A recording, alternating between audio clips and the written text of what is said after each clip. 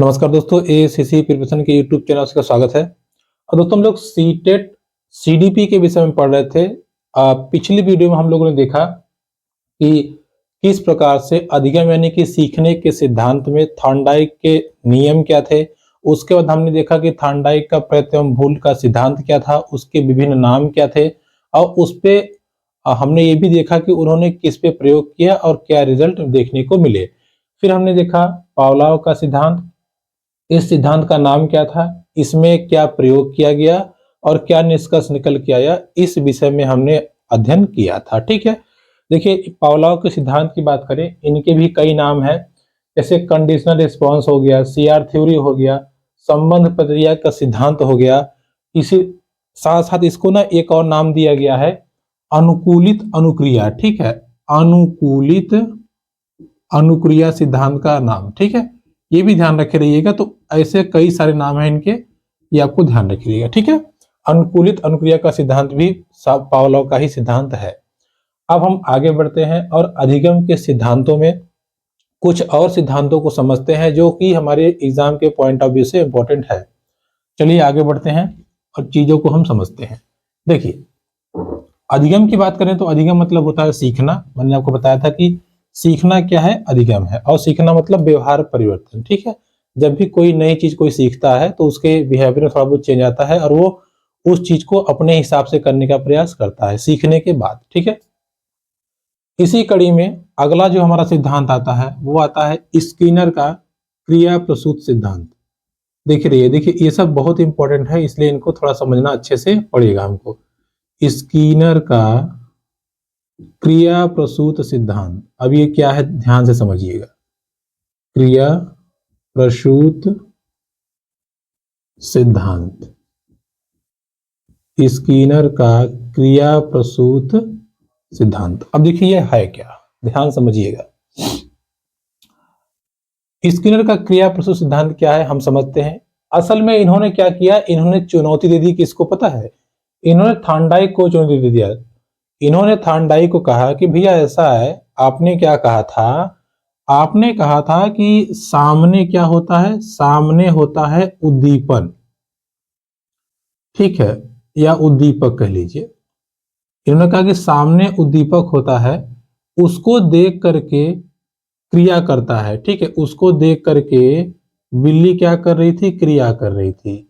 बिल्ली क्या कर रही थी, क्रिया कर रही थी। ठीक है भाई, बिल्ली ने जब देखा कि सामने भोजन है वो कूद उद रही थी। यानी कि जब सामने कुछ रखा जाता है तो उसकी आशा में क्रिया करता है व्यक्ति, या उसकी आशा में व्यक्ति सीखने का प्रयास करता है। ऐसा इन्होंने कहा था, किसने, थॉर्नडाइक ने। लेकिन स्किनर ने कहा ऐसा जरूरी नहीं है। कभी कभी क्या होता है कि हम क्रिया करके कुछ पाने का प्रयास करते हैं, हमारे पास कुछ ना हो फिर भी हम क्रिया करने का हमें पता भी नहीं रहता कि मिलेगा कि नहीं मिलेगा, फिर भी हम कार्य करते हैं। ठीक है, कैसे, अब इन्होंने क्या किया, इस थ्योरी को पलटने के लिए इन्होंने अपने प्रयोग में चूहे का इस्तेमाल किया। ठीक है, चूहे का इस्तेमाल किया। कई कई किताबों में कबूतर भी लिखा हुआ है, तो ये भी ध्यान रखे रहिएगा। लेकिन मेन क्या किया, इन्होंने चूहे का इस्तेमाल किया। इन्होंने क्या किया, एक लीवर वाला बॉक्स लिया। अब ये लीवर वाला बॉक्स क्या है समझाते हैं। लीवर बॉक्स इन्होंने लिया। ठीक है, बॉक्स में इन्होंने क्या किया, जैसे अभी बॉक्स ले लिया।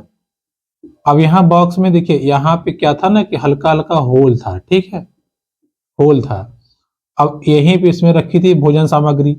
और लीवर वाला बॉक्स मतलब ये हुआ कि यहाँ जगह जगह पे लीवर बने थे। लीवर मतलब होता है पिस्टन। अब मान लीजिए यहाँ पे चूहा था। ठीक है, जब वो चूहा चलता था तो जब इस पे उसके पैर पड़ते थे तो पट पट या चट चट या खट खट की आवाज आती थी। कैसी आवाज, लीवर बॉक्स में जब वो चूहा चलता था तो खट खट की आवाज आती थी। और जब खट खट की आवाज आए तो यहां से उसको एक दाना गिरे, यहां से एक दाना गिरे, या यहां से एक दाना गिरे, मतलब एक आवाज पे एक दो दाने गिरते थे। सेम यही कबूतर के साथ था। जब कबूतर चलता था तो एक दो आवाजें आती थी और उसको भोजन मिलता था। तो अब देखिए ध्यान समझिएगा, अब चूहे के दिमाग में आया कि जब हम ये कार्य करेंगे तब हमें भोजन मिलेगा। अगर आप रिलेट करें थॉर्नडाइक का, तो थॉर्नडाइक ने ये कहा था, जब बिल्ली ने मछली देखा तब उसके मुंह में पानी आया, या जब उसने मछली देखा तब वो कूदना शुरू कर दी, सॉरी पानी नहीं, कूदना शुरू कर दी, यानी कि देखा उसने, इधर से उसका रिस्पॉन्स शुरू हो गया, वो रिएक्शन करने लगी। वही इन्होंने कहा ना ना, पहले वो काम करेगा, जब खट से आवाज आएगी उसको पता चल जाएगा कि अब हमको खाना मिलेगा। ठीक है, तो इस प्रकार इन्होंने, आप कह सकते हैं कि थॉर्नडाइक के सिद्धांत को पलटा या पलटने का प्रयास किया। तो अगर आपको याद होगा, मैंने आपको बताया था कि थॉर्नडाइक के सिद्धांत को SR थ्योरी कहते हैं। क्या थ्योरी? SR। और इनके सिद्धांत को RS कहा जाता है, RS सिद्धांत। इनके सिद्धांत को RS सिद्धांत कहा जाता है, RS सिद्धांत।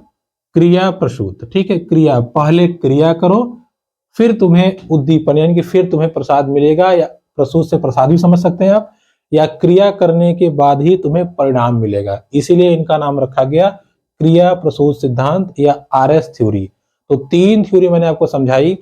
SR, S मतलब होता है स्टिमुलस, जिसमें स्टिमुलस मतलब जिसको देख के हम प्रभावित हो, तो हो गया SR।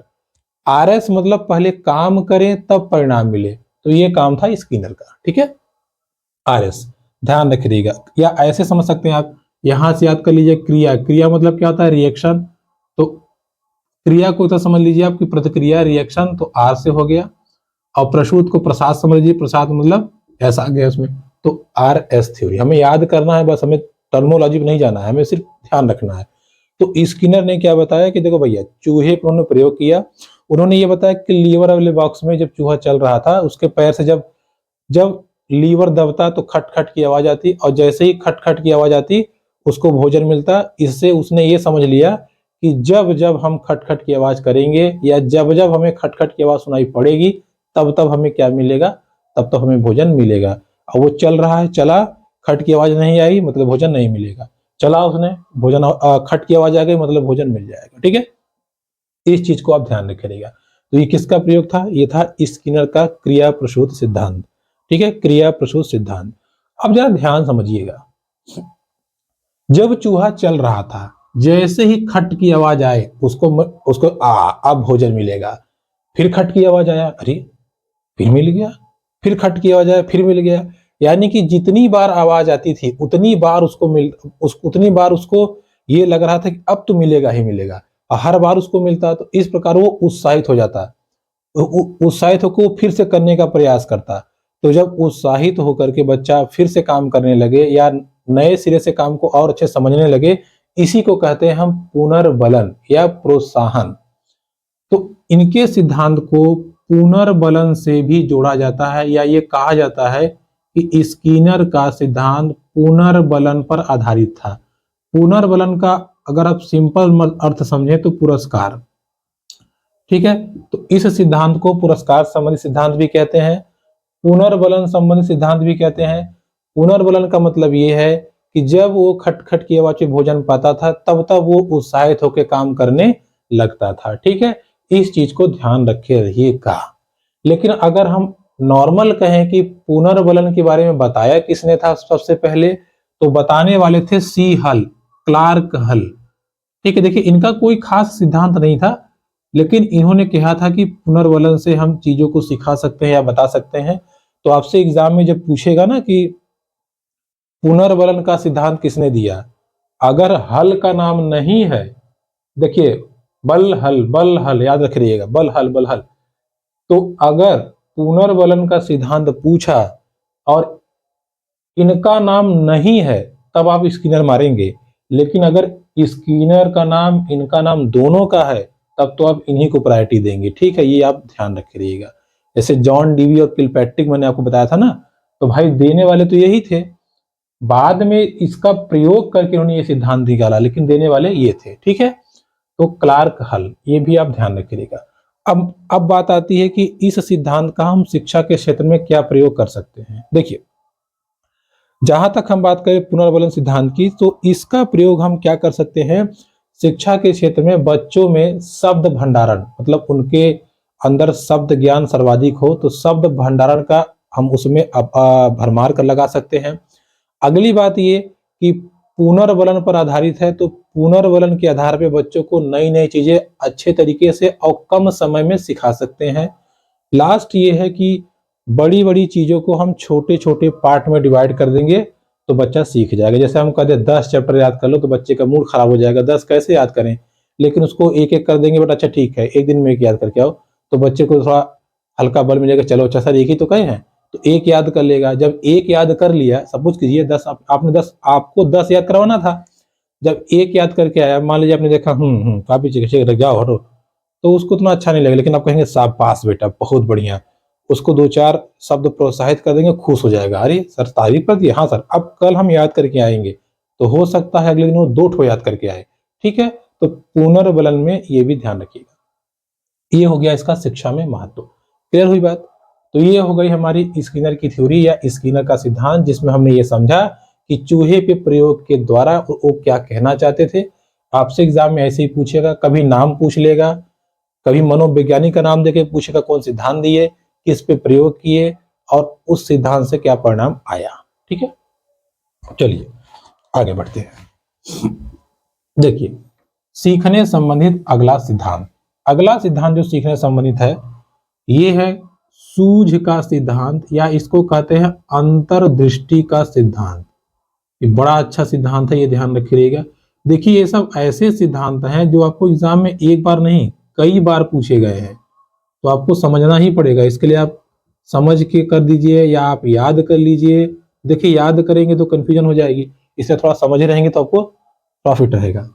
देखिए अंतर्दृष्टि या सूझ का सिद्धांत, अब का भूल गए यहीं लिख लीजिए, सूझ का सिद्धांत। ठीक है, चलिए चल लिख ही देते हैं, नहीं गड़बड़ लगेगा।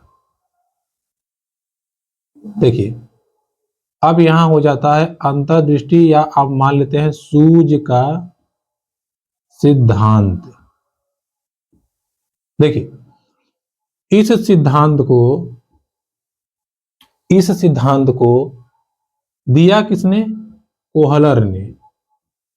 कोहलर, कंफ्यूज मत होइएगा, इसके पहले हमने बताया है आपको कोहेल वर्ग बताया है, कोहेल वर्ग के नैतिक सिद्धांत के बारे में।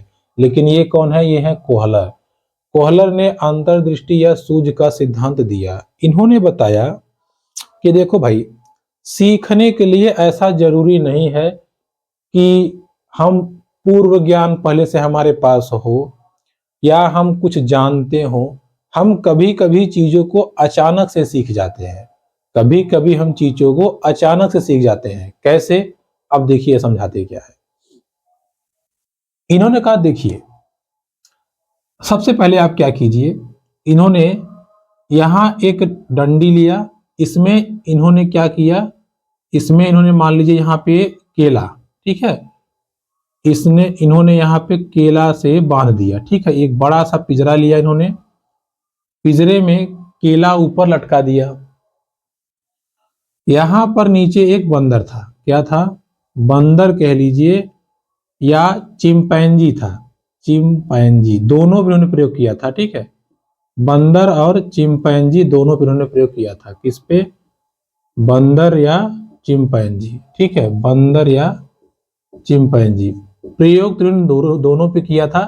लेकिन जो ये चिंपैंजी है ना, इस चिंपैंजी का नाम था सुल्तान, इस पे इन्होंने 2-3 बार प्रयोग किया था, तो इसलिए थोड़ा सा नाम चिंपैंजी का ज्यादा है। ठीक है, तो इन्होंने किस पे प्रयोग किया था? चिंपैंजी पे। अब चीजों को समझिएगा।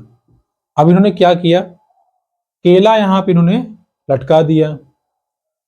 लटकाने के बाद में इन्होंने इस चिंपैंजी को या इस चिंपैंजी के सामने 2 डंडे रखे। देखिए एक डंडा इतना बड़ा रखा इन्होंने और मोटा सा, और ध्यान दीजिएगा ये डंडे कुछ इस प्रकार से थे, ये डंडे कुछ इस प्रकार से थे कि जैसे, अच्छा आगे समझिए, बोले ये डंडा ऐसे हो गया और एक डंडा इन्होंने रखा पतला सा और छोटा सा। ठीक है, रख दिया इन्होंने। अब कहा आप चलो देखते हैं। अब उसको भूख लगी, किसको भूख लग गई? किसको? उसको क्या नाम है, चिंपैंजी को, सुल्तान को। अब ये बेचारा परेशान हो गया, करें क्या हम, थक देखा। हालांकि चिंपैंजी बहुत बुद्धिमान होते हैं। पहली बात, जेल तोड़ के जा नहीं सकता, वो पिज्जा तोड़ के जा नहीं सकता, अब वो प्रयास करने लगा केला हमको मिलेगा कैसे। पहले खूब उछला कूदा, अपना खूब प्रयास किया, उछला यहां तक गया, फिर उछला, फिर यहां तक गया, फिर उछला, फिर यहां तक गया, थक गया, थक के बैठ गया। बैठ गया, तेरी की कुछ नहीं मिलेगा, ये पगलवाया हमको रख के बिना मतलब का। फिर उसने देखा, अरे ये तो काम की चीज है। इसने ये डंडा उठाया छोटा वाला, देखा डंडा यहीं तक पहुंचा। जैसे अब अगर ये छोटा वाला डंडा उठाता है, मान लीजिए डंडा, तो ये उठाया इसने यहीं तक पहुंचा। कहा नहीं यार। इसने कहा अच्छा चलो कोई बात नहीं। फिर इसने मान लीजिए इतना बड़ा है, अब ये इसने बड़ा वाला डंडा उठाया, बड़ा वाला, ये हिस्सा मत समझिएगा, इतना बड़ा वाला डंडा उठाया तो ये यहीं तक पहुंचा, तब भी नहीं पहुंच पा रहा था। अब परेशान हो गया कि करें क्या हम, करें क्या हम। सोचते सोचते सोचते सोचते उसको समझ में नहीं आ रहा था कि क्या करें क्या करें, ठीक है, परेशान हो गया। अचानक उसने अचानक देखा कि बड़ा वाला डंडा जो था, बड़ा वाला, वो थोड़ा मोटा था और पतला वाला पतला था। उसमें हुआ क्या कि बड़े वाले डंडे में जगह थी, उसने छोटे वाले डंडे को ऐसे फिट कर दिया, समझिए, छोटे वाले डंडे को ऐसे फिट कर दिया। जैसे ही फिट किया, पूरा का पूरा केला उसको मिल गया। देखिए, पहले इसने ये बड़े वाले डंडे को लिया, मोटा सा था, उसमें इसने इस पतले वाले डंडे को ले आके फिट कर दिया। जैसे ही फिट कर दिया, इसमें जगह था, पहले से ही ऐसा बनाया गया था, अब उसको केला प्राप्त हो गया और वो खाने लगा। तो इसका मतलब क्या हुआ, अब समझिएगा। ऐसा तो है नहीं कि वो बार बार प्रयास कर रहा था डंडा ठूसने का, बार बार प्रयास करने का, तो प्रयत्न त्रुटि सिद्धांत यहाँ लगेगा नहीं। उसके बाद में ये भी था कि अब वो प्रयास तो किया उसने, लेकिन अचानक उसके दिमाग में आया कि अरे यार डंडवा जोड़ दें क्या, हम डंडवा जोड़ देंगे तो काम हो जाएगा हमारा। तो डंडा उसने खट से जोड़ा और उसने केला को प्राप्त कर लिया। यानी कि सूझ या समझ अचानक पैदा होती है। तो कोहलर का मानना यह था कि सूझ के अनुसार, या व्यक्ति, कभी कभी ऐसा होता है कि व्यक्ति सीखने की प्रक्रिया को अचानक से सीख जाता है, बगैर किसी अनुभव के या बगैर किसी पूर्व ज्ञान के। इसी को उन्होंने कहा सूझ का सिद्धांत।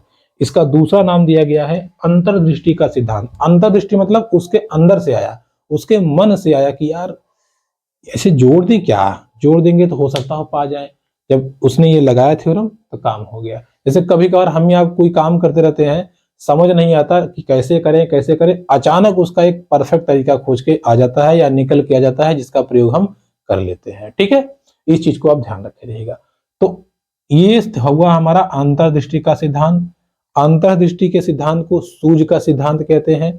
किसने दिया था? कोहलर ने दिया था।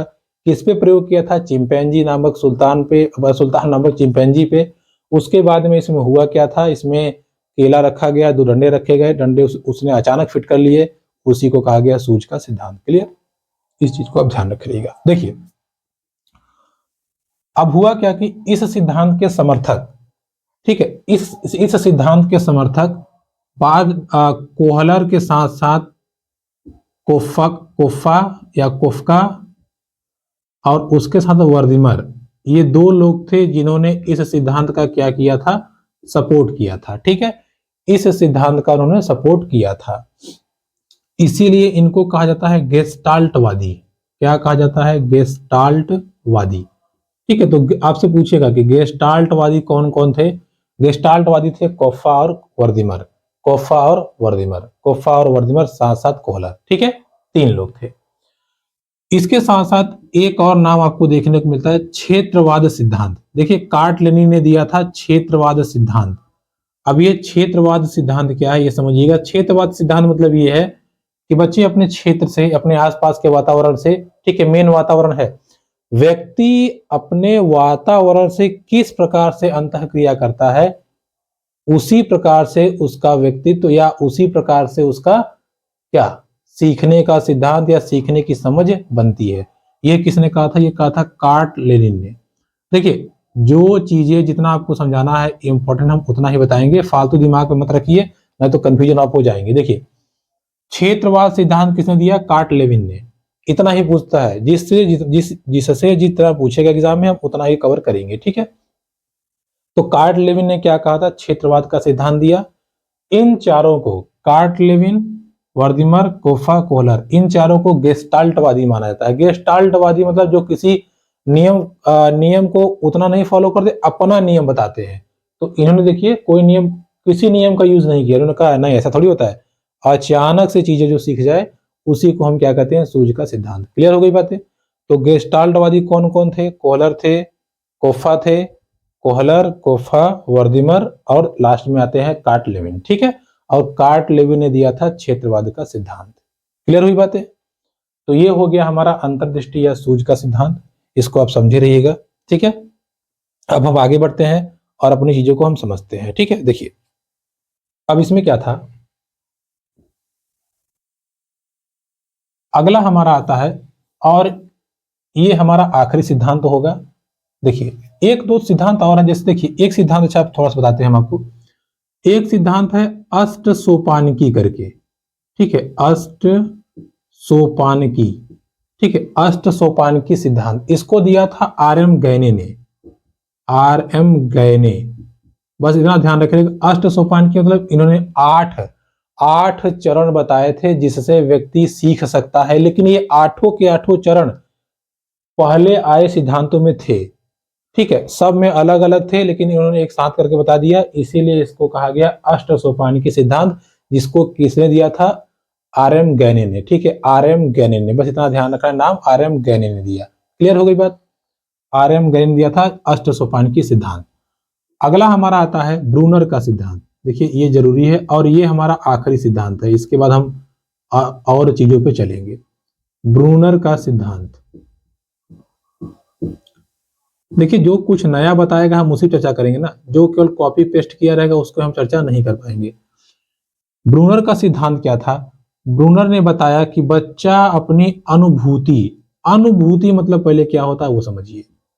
बच्चा अपनी अनुभूतियों को 3 प्रकार से जाहिर करता है, 3 प्रकार से प्रकट करता है। ठीक है, प्रकट करता है या 3 प्रकार से प्रकट करके अपनी सीख बनाता है। अब कैसे बनाता है ये समझिएगा, इन्होंने क्या कहा, पहले बात को समझिए, टर्मोलॉजी को समझिए।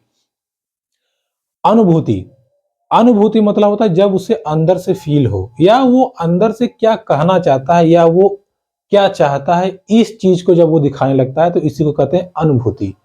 इन्होंने बताया कि सीखने के लिए बच्चा अपनी अनुभूतियों का प्रयोग करता है, और वो 3 प्रकार से करता है। कैसे कैसे करता है समझते हैं। पहला, इन्होंने पहला कहा कि सक्रियता। सक्रियता 3 प्रकार की विधियों से करता है। पहला होता है सक्रियता विधि, और ये 0 से 18। देखिए इस पे परेशान मत होइएगा, ये आयु आपको याद रहेगा तो भी ठीक, नहीं याद रहेगा तो भी ठीक, क्योंकि इनकी आयु इंपॉर्टेंट नहीं है। आयु इंपॉर्टेंट थी, आपको मैंने बताया था कोहल वर्ग की, पियाजे की, बहुत जरूरी है। ठीक है, देखिए सक्रियता विधि में क्या करता है ना, जैसे बच्चा अपने शरीर के मूवमेंट से, अपने शरीर के रिएक्शन से कुछ न कुछ आपको बताने का प्रयास करता है। ये 18 माह का बच्चा, 1.5 साल का बच्चा क्या ही बोल पाएगा। ठीक है, हालांकि थोड़ा बहुत बोल लेगा, लेकिन अगर नहीं बोल पाएगा तो थोड़ा सा रिएक्शन देगा। क्या रिएक्शन देगा, मान लीजिए बच्चे को लगा भूख, बच्चे को लगेगा भूख, तो अपने वो क्या करेगा, हाथ पैर हिलाना। ठीक है, हाथ पैर हिलाना, या बच्चा भूख में रोने लगेगा। ठीक है, जब उसको भूख लगेगा, बोल तो पाएगा नहीं हमको खाना है, तो पै पै चिल्लाने लगेगा, तो मम्मी समझ जाएंगे कि इसको कुछ प्रॉब्लम है, इसको भूख लगी है। उसके मुंह में ले जाकर टूसनी ठूस देंगे, ले पी, तो पीने लगे, शांत हो जाएगा, तुरंत ही शांत हो जाएगा, जरा भी उसको एक आवाज नहीं आएगी। तो कहने का मतलब ये है कि जब बच्चे को भूख लगती है, अब उसकी ये अंतर क्वालिटी है, हमें आपको तो पता है नहीं उसको क्या भूख लगा है, क्या कोई मारा पीटा है, लेकिन अगर भूख लगी तो उसको समझ में आ जाएगा कि जब हम रोएंगे तब हमको मिलेगा, तो वो रोने लगता है, और जब वो रोने लगेगा तो उसको दूध मिल जाएगा। इससे वो समझ जाता है कि जब हमको रोएंगे, जब हमको भूख लगी हमें रोना है, जब भूख लगेगी हमें रोना है, जब तक वो बोलना नहीं जानता। ठीक है, तो ये हुआ उसके उसकी अनुभूति का उद्गम। क्लियर। हाथ पैर हिलाना मतलब जैसे जब कभी कभी जब छोटा बच्चा रहता है 6 महीने 7 महीने का, जब अपनी मम्मी को देखेगा खुश होकर कैसे करता है ना, हाथ पैर हिलाता है खुश होकर मम्मी को, किसी अनजान को देख लेगा तो देखता रहेगा ये कौन है, उसके पास जाएगा नहीं, ना आने का प्रयास करेगा। ठीक है, अपना हाथ पैर छुपाएगा, तो ये उसकी अनुभूतियां हैं अंदर की। ठीक है, कहीं ना कहीं वो चीजों को समझ रहा है। आगे देखिए, दूसरा इन्होंने बताया दृश्य प्रतिमा विधि। इसी के आगे का टॉपिक है दृश्य प्रतिमा विधि। अब देखिए दृश्य प्रतिमा विधि से बच्चा कैसे सीखता है समझते हैं। देखिए, और ये होता है 18 से 24 माह तक, मतलब ये 5-6 महीने का गैप होता है, मोटा मोटा समझ सकते। देखिए इसमें क्या होता है, इसमें बच्चा अब धीरे धीरे चीजों को समझने लगा, चित्र को देख के समझने लगा। जैसे अगर अपनी मम्मी के पास जाता है और तुरंत चला जाएगा, आराम से रहेगा, कोई टेंशन नहीं है, कोई दुख उख नहीं होगा, चुप रहेगा। किसी मान लीजिए कोई और लिया घर का सदस्य उसको खिला रहा है, बाबू बाबू, वो खुश रहेगा। लेकिन जैसे अपनी मम्मी को देखेगा तुरंत पै चिल्लाना शुरू कर देगा, मतलब वो जान गया कि ना ना ना हमें वहां जाना है, उनके पास जाना है। तो अब यहाँ से अपनी मम्मी के पास जाने का प्रयास करता है, यानी कि उसने उस चीज को या उनकी प्रतिमा या उनकी इमेज को अपने दिमाग में रखा हुआ है कि हमें सबसे ज्यादा कौन प्यार करता है, हमारी मम्मी करती है। ठीक है, उसके बाद वो परिजन के सदस्यों को पहचान लेता है, उनके साथ वो रहना पसंद करेगा। कोई अनजान व्यक्ति आएगा तो उसके साथ वो रहना पसंद नहीं करता और रोता है या उनके पास जाता नहीं है। ठीक है, इस चीज को ध्यान रखिएगा। तो ये हुआ दृश्य प्रतिमा विधि, यानी कि अब बच्चा धीरे धीरे चीजों को प्रतीक के रूप में या अपने दिमाग में दृश्य बना के समझने लगता है या सीखने लगता है। जैसे छोटा बच्चा है ना, छोटा बच्चा है, आपको एग्जांपल दे रहे हैं, आपने भी अनुभव किया होगा। कभी इतने छोटे बच्चे को आप 2 रुपए का सिक्का देते रहिए, ठीक है, मैंने तो अनुभव किया है, मेरा छोटा भाई था, जब 2 रुपए का सिक्का देते रहिए अचानक, और किसी दिन उसको 5 रुपए का सिक्का दीजिए छोटा वाला, और उसको 2 रुपए का बड़ा वाला जो नया आया है, तो यकीन मानिए वो 5 रुपए का सिक्का नहीं लेगा। क्यों? क्योंकि उसको पता है कि हमें 2 रुपए वाला सही टॉफी मिलेगी, 5 वाला नहीं लेंगे। या उसको आप नोट देंगे तो नहीं लेगा, फाड़ के फेंक देगा, भाई हम नहीं लेंगे, हमको सिक्का चाहिए। जैसे मेरा भाई था, हम उसको 1 रुपए का सिक्का देते थे, ठीक है, जो ऐसे अंगूठा बना है या गेहूं छुपा वाला, तो लेता था। फिर हमने कुछ दिन तो उसको 2 रुपए वाला दे दिया, काफी दिन से 2 वाला 2 वाला 2 वाला। फिर एक दिन ऐसा अचानक हम उसको 1 वाला दे, हमारे ध्यान थोड़ी था, हमें सिखाना थोड़ी था। 1 रुपए दे रहे थे तो कह रहा नहीं नहीं नहीं, हमको ये दीजिए, ये मतलब समझ रहे हैं आप। कभी आपने देखा होगा तो 2 रुपए के सिक्के में ऐसे छपा हुआ है, मतलब हमको ये वाला दो, इससे ज्यादा मिलता है और इससे कम मिलता है। ठीक है, तो इस स्थिति में बच्चा क्या करता है, दृश्य प्रतिमा यानी प्रतिमाओं से सीखने लगता है। और ये अनुभव मैंने बहुत पहले किया था, ऐसा नहीं है कि आज किया था। ठीक है, हम भी तो उसमें छोटे थे। अब लास्ट टर्म आता है हमारा सांकेतिक विधि। देखिए अब ये बच्चा यहाँ पे बड़ा हो चुका है। यहां सांकेतिक मतलब सिक्का समझ जाइएगा। सांकेतिक मतलब ये होता है अब बच्चा अपनी अनुभूतियों को भाषा के रूप में व्यक्त करने लगता है, यानी कि बोल के बताने लगता है। और ये 7 वर्ष तक की या इससे ज्यादा आयु के बच्चों के लिए वैल्यूबल है। ठीक है, अब बच्चा बोलने लगेगा कि देखिए हमको बिस्कुट चाहिए, हमको पैसा चाहिए, हमको क्या चाहिए, अब वो बोलने लगता है। ठीक है, बोल के अपनी बातों को बताने लगता है। तो ये सब चीजें इनका मानना था ब्रूनर का। देखिए इसीलिए इन सब के सिद्धांतों की वैल्यू उतनी नहीं है जितना उन सब की है। इनका कहना था कि बच्चा अपने, ऐसा नहीं वैल्यू खत्म है बट उतना नहीं है। ब्रूनर का मानना यह था कि बच्चा अपने अंदर की अनुभूतियों से सीखता है, उसको बताने की जरूरत नहीं है। वो चीजों को जैसे देखता जाएगा सीखता जाएगा, देखता जाएगा सीखता जाएगा, और सीख सीख के फिर अपने आप से वो उसको अप्लाई करने लगता है। ठीक है, तो ये बात हो गई ब्रूनर की। अब देखिए दोस्तों, अधिगम के सिद्धांत के विषय में हमने लगभग सबको कवर कर दिया। जितने वैज्ञानिक थे, जीन पियाजे, कोहलर, कोप्पा, सबको हमने कवर कर दिया। ध्यान समझिएगा, इसमें भी मैंने आपको जो अभी बताया अष्ट सोपान की RM गहने का, तो 2-3 सिद्धांत इसमें ऐसे हैं जो बहुत इंपॉर्टेंट हैं और बाकी थोड़े बहुत हैं। ठीक है, जैसे जीन पियाजे, कोहेलबर्ग हो गए। देखिए जीन पियाजे, कोहेलबर्ग, पावलोव, थॉर्नडाइक, ये सब ऐसे हैं जिनसे क्वेश्चन बनते ही बनते हैं। तो इनको आप बहुत ध्यान से रखे रहिएगा, क्योंकि इनके सिद्धांत में नाम पूछ लेता है, किस पे प्रयोग किया पूछ लेता है, किस लिए प्रयोग किया पूछ लेता है।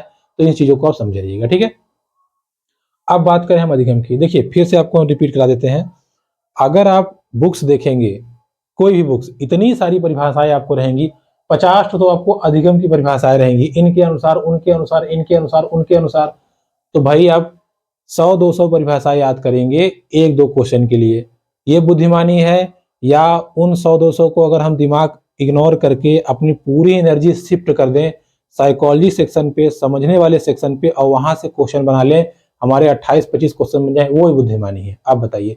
इसीलिए जितनी स्टेटमेंट है उस पर हम चर्चा नहीं कर रहे हैं। उस पर अगर जरूरत पड़ेगी तो लास्ट में 1-2 पे चर्चा कर देंगे जो इंपॉर्टेंट है, या 2-4-6 पे कर देंगे। अभी केवल हम थ्योरेटिकल सेक्शन चल रहे हैं। जैसे हमने विकास को पढ़ा, विकास को समझा, उसमें अभी विकास के चरण वगैरह बताने हैं, जैसे बाल, जब हम बाल पे एकदम घुसेंगे तब हम पूरा बता देंगे कि किस आयु में क्या विकास होता है, बच्चा क्या बोलना सीखता है, कब बोलना सीखता है, कब उसका शारीरिक विकास होता है, कौन क्या कहे, सब समझेंगे। लेकिन अभी टर्मोलॉजी को समझते हैं, जिसमें हमने अधिगम को समझा, अधिगम के सिद्धांतों को समझा, नियम को समझा, उसका विधियों को समझा।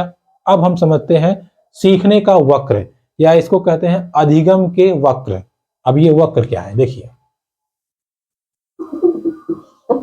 ये समझिए, देखिए बहुत जरूरी है ये चीज का समझना, अधिगम के वक्र। आइए अब हम समझते हैं अधिगम के वक्र, या इसको कहा जाता है सीखने के वक्र। अधिगम मतलब सीखना ही तो होता है, ठीक है। सीखने के वक्र, वक्र मतलब क्या समझिए, देखिए जैसे कि बताया था मैंने आपको पहली क्लास में, बच्चा या मानव जीवन पर्यंत सीखता रहता है, कुछ न कुछ वो जीवन पर्यंत सीखता रहता है, बुढ़ापे तक वो कुछ न कुछ चीजों को सीखता रहता है। अब इस सीखने को मनोवैज्ञानिकों ने देखा कि यार जब बच्चा छोटा होता है बहुत तेजी सीखता है। आप देखिए छोटे जो बच्चे होते हैं उनमें ललक रहती है, हाँ हाँ सर हमको बताइए ये कैसे हुआ वो कैसे हुआ। तो छोटा जो बच्चा होता है लगभग बाल्यावस्था तक बहुत तेजी से चीजों को सीखता है, बहुत तेजी से, ठीक है।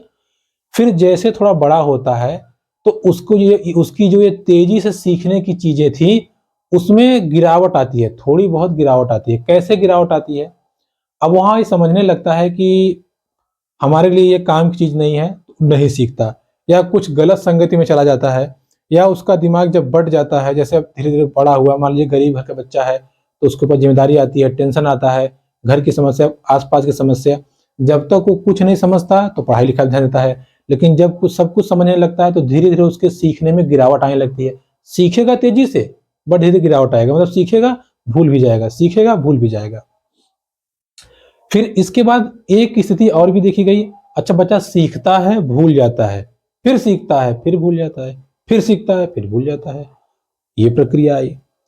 तीसरी प्रक्रिया उन्होंने ये भी देखी, ठीक है, कि बच्चा शुरू में आराम से सीखता है, आराम से धीरे धीरे, उसके बाद बहुत तेजी से सीखता है।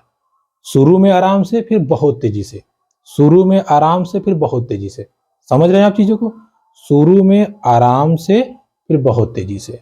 आप समझिएगा, अगर हम वक्र की बात करें, हम अगर ये समझ लें कि इधर क्या है, अधिगम है, क्या है, अधिगम, और इसको हम अगर ग्राफ से प्रदर्शित करें, ग्राफ से, ठीक है, तो सबसे पहले बच्चा शुरू शुरू मैंने आपको क्या बताया, ये आप समझ लीजिए कि ये सीखने की दर है, समझ लीजिए, ठीक है, ये अधिगम, ये दर। शुरू शुरू में बच्चा क्या करता है, सबसे पहले बच्चा बहुत तेजी से सीखता है, बहुत तेजी से, यानी कि ये ग्राफ एकदम सीधा होता है, समय के साथ साथ बहुत तेजी से सीखता चला जाएगा। इसको कहा गया सरल रेखीय वक्र। मैथमेटिक्स में आप जानते होंगे सरल रेखीय वक्र। सरल रेखीय वक्र का मतलब यह है, इस परिस्थिति में बच्चा, छोटा बच्चा बहुत तेजी से केवल सीखता जाता है, सीखता जाता है, सीखता जाता है, सीखता जाता है। क्लियर। फिर मैंने आपको बताया एक परिस्थिति ऐसी आती है, ये मतलब क्या, मैंने कहा आपका बच्चा बहुत तीव्र गति से सीखता है, बहुत तीव्र गति से सीखता है, बच्चा बहुत तीव्र गति से सीखता है, इसको आप ध्यान रखिएगा। आगे बात करें, दूसरा जो आता है अधिगम को, यहां समझ लीजिएगा, ठीक है, आप समझ जाइए कि, चलिए हम लिख देते हैं क्या मतलब है अधिगम, और ये दर। अब एक इस तरह से बच्चा शुरू में तो बहुत तेज सीखता है, लेकिन फिर उसकी गति मंद पड़ जाती है, मतलब तेजी से सीखते हुए जाता है फिर डाउन हो जाता है। जैसे हम लोग कभी मोटिवेट होके आते हैं, चलो जिम करेंगे, एक ही दिन में जाके 50-60 डंबल मार लेते हैं, अगले दिन बेहोश हो जाते हैं। तो कहने का मतलब यह है, एक ग्राफ ऐसा होता है, बच्चा बहुत तेजी सीखेगा लेकिन फिर डाउन होने लगेगा। यहां डाउन नहीं होता, लेकिन यहां खींच के एकदम डाउन हो जाएगा। तो पहले ऊपर उठा है, नाम ध्यान रखिएगा, पहले ऊपर उठा है, ऊपर उठा ना, तो ऊपर उठा तो इसको कहते हैं उन्नत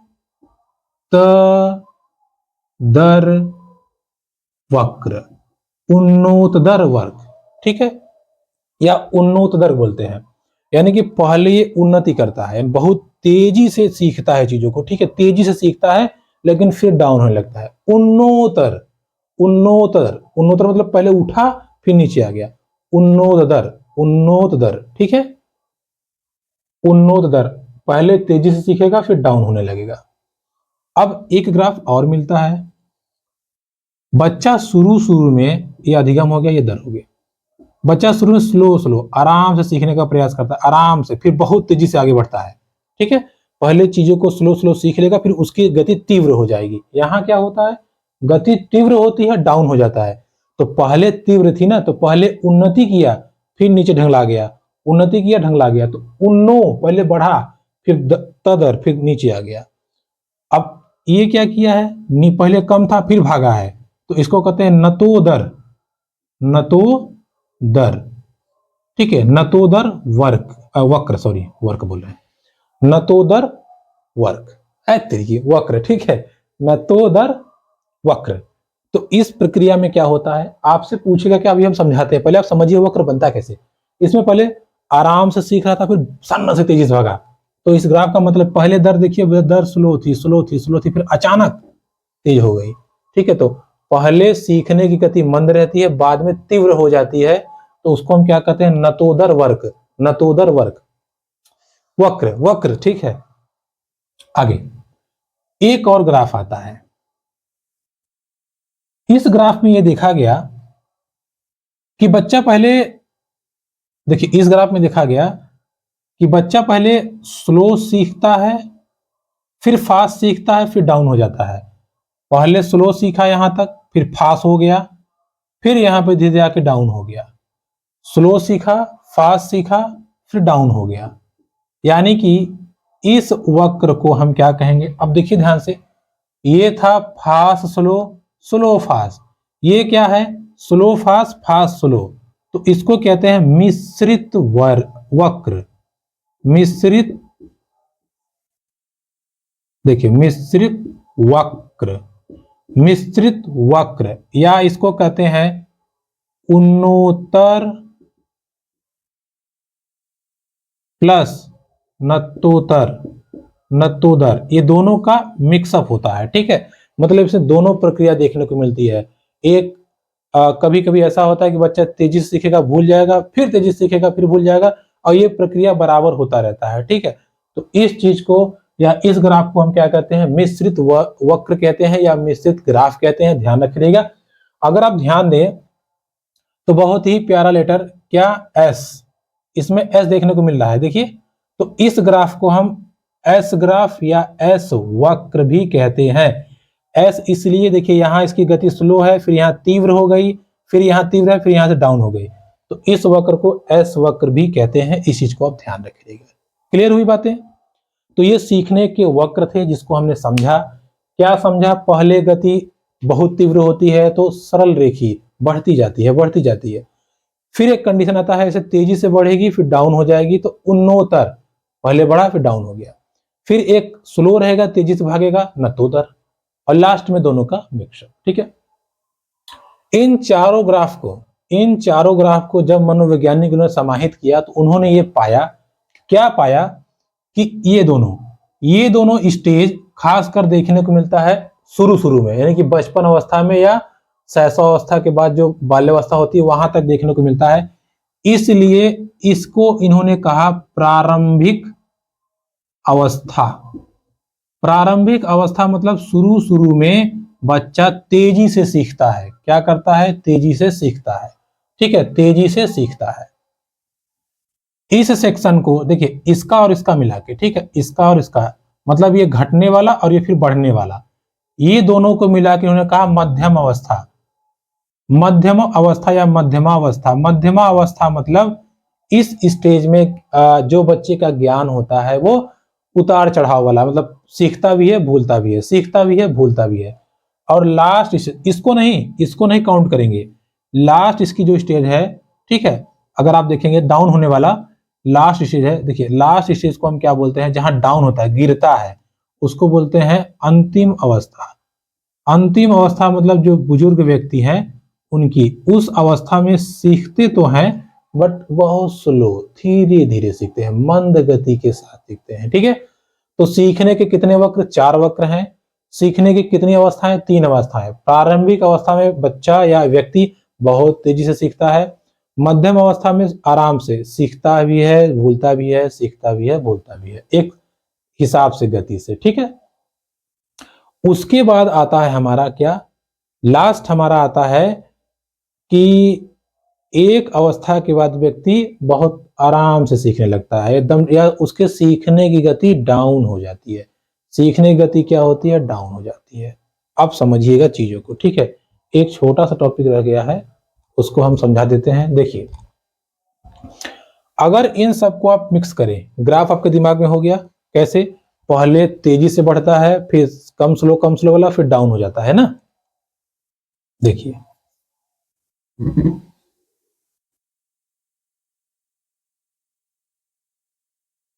अगर इन तीनों ग्राफ को आप मिक्स कर दें, तीनों ग्राफ को आप मिक्स कर दें, ठीक है, जैसे ये अधिगम हो गया और दर हो गया। देखिए, शुरुआत में बच्चा बहुत तेजी से सीखा, फिर उसके सीखने की गति लगभग बराबर हो गई, मतलब मंद गति से भी slow, slow fast, slow fast, slow fast, slow fast. ठीक है, तो ये slow fast, slow fast, slow fast, slow fast, slow, अब बाद में कम हो गया। लो, बाद में क्या हो गया? कम हो गया। तो इसको अगर हम देखें तो मोटा मोटा एक स्ट्रेट लाइन खींच सकते हैं। यही सेक्शन को कहा गया है अधिगम का पठार। खूब पूछता है एग्जाम में, अधिगम का पठार क्या है? यही है अधिगम का पठार, मतलब सीखने की ऐसी अवस्था, सीखने की ऐसी अवस्था जिस अवस्था में बालक का या व्यक्ति का विकास एक समान हो जाता है, कोनो फर्क नहीं पड़ता, घटता बढ़ता नहीं है, एक समान हो जाता है, उस अवस्था को हम कहते हैं पठार। अधिगम का पठार, अधिगम का पठार। कौन? अधिगम का पठार मतलब ऐसी अवस्था जिस अवस्था में सीखने की गति एक समान, बंद नहीं ऑप्शन में रहेगा कि रुक जाती है, मंद पड़ जाती है, घट जाती है, बढ़ जाती है, एक समान रहती है। तो एक समान, रुकता नहीं है, रुकेगा तो हम मर जाएंगे। तो अधिगम का पठार मतलब ये है जब सीखने की गति एक बराबर हो जाए या एक समान हो जाए। ठीक है, अब देखिए, ये अधिगम की गति एक समान अच्छी भी है, खराब भी है। अच्छी ये है कि अगर बच्चा चीजों को सीख रहा है, अच्छे से कर रहा है, तो अच्छी बात है, लेकिन कभी कभार क्या अक्सर जरूरत ये होती है, हमें कम समय में चीजों को अच्छे से सीखना है या कम समय में ज्यादा कार्य करना है, तब हम क्या कर पाएंगे? कर ही नहीं पाएंगे। ऐसे हम और टीचर हैं, SIR का काम कर रहे हैं, आधे मन से कहें धैट पता नहीं क्या करवा रहा है, और भाई वाकई काम भी ज्यादा है। अभी गवर्नमेंट बोल दे कि एक फॉर्म भरने पे आपको 50 रुपए मिलेंगे, अभी देखिए 2 दिन में सब काम निपट जाएगा, सब कंपटीशन जुड़ जाएगा। एक फॉर्म को 50 रुपया, 3 मिनट तो लगता है फॉर्म भरने में, तो या 10 मिनट लगता है, 10 मिनट में 50 रुपए कमाएंगे। मतलब अगर हमने 100 फॉर्म भर दिया तो 500 रुपए कमा लिए, एकदम खुश और बहुत तेजी से काम होगा। तो कहने का मतलब यही है, पठार को खत्म करने के लिए, पठार को खत्म करने के लिए रुचि पैदा कर दीजिए। रुचि मतलब उसमें इंटरेस्टिंग कुछ कर दीजिए, उसमें प्रेरित कर दीजिए, प्रेरणा दे दीजिए, पुरस्कार दे दीजिए, पुरस्कार दे दीजिए। ठीक है, नवीन ज्ञान उसमें जोड़ दीजिए। तो ये कुछ तरीके हैं, ऐसे बहुत तरीके आपको एग्जाम मिलेंगे, बस आपको इतना देखना है किससे फायदा होगा। तो उन तरीकों को अप्लाई करके अधिगम के पठार को हम समाप्त कर सकते हैं। क्लियर? ये हुई आज की हमारी कंप्लीट क्लास, जिसमें हमने अधिगम के सभी सिद्धांतों को समझ लिया। इसके आगे हम लोग अगली वीडियो चर्चा करेंगे। वीडियो पसंद आती, आपको चीजें समझ में आती हैं, तो प्लीज चैनल को लाइक, कमेंट, शेयर, सब्सक्राइब जरूर कीजिएगा। मिलेंगे आपसे अगली वीडियो में, तब तक के लिए